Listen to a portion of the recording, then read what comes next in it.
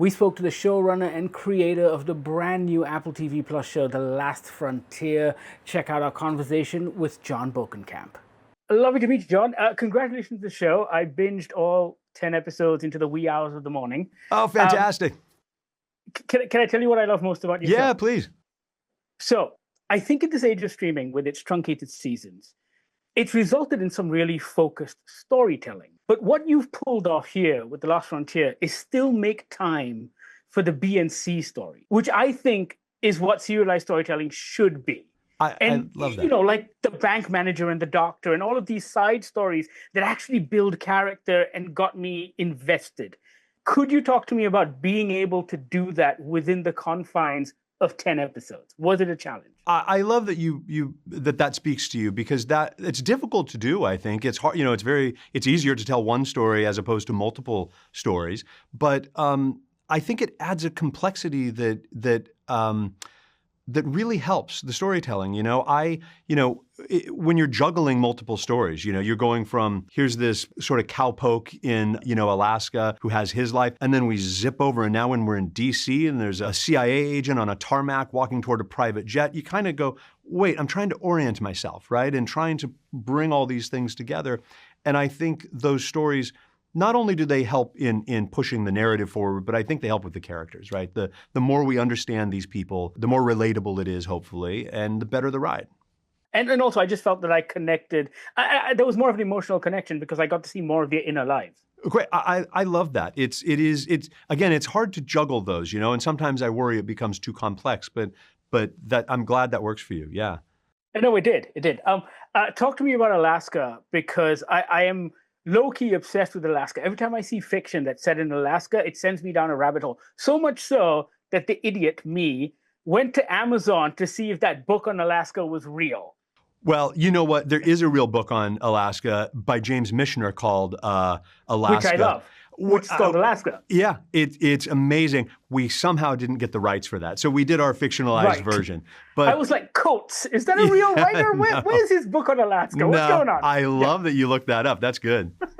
Deep dive. So talk to me about that. I mean, what is it about Alaska? The mystery, the mythology. I think that Alaska, what it did is it provided a context for the story that helped dramatize who our guy Frank is and what he stands for, what he's fighting for. The town in the show is a little bit of how America used to be. It's a little bit of a time capsule. Frank is maybe, his values might be slightly outdated, and then coming crashing into this town is this plane full of inmates that he has to contend with. And here's a man who's vowed to protect his community, and when you're in a place, I have learned this in some of the research and talking to some people from there, when you're 30 miles from anywhere and you have a flat tire, you're not picking up the phone to call somebody for help. You have no signal. You rely on your community. You have to depend on people in ways that you sometimes don't in a city, and that whether you like them or not, you have to embrace that. And it might be your neighbor you don't necessarily love, but you have to get along. And so the idea that Frank is existing in that sort of place, I thought was a nice way to dramatize who he is and what he stands for. Yeah. You do two things brilliantly to get people involved. One, the plane crash happens immediately, and that oneer. Yeah. Oh my God. Yeah.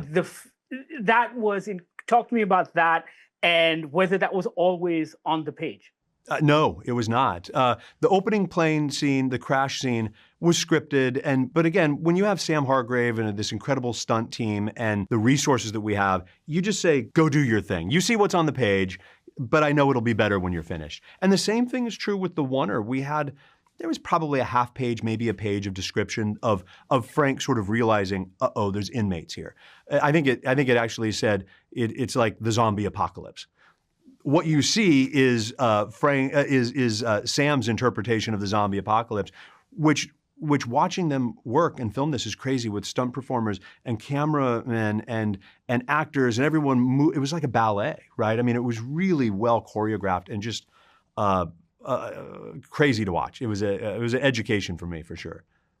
It was one of those things where 50% in, I'm like, wait a minute, and I rewound, and I was like, it's a oneer. Holy shit. Yeah. Anyway, Sneaks up on you. I'm all out of time, but John, thank you so much, and congratulations on the show. I think you're onto something. It's Hey, good. thank you so much. It's lovely speaking with you today. Thank you.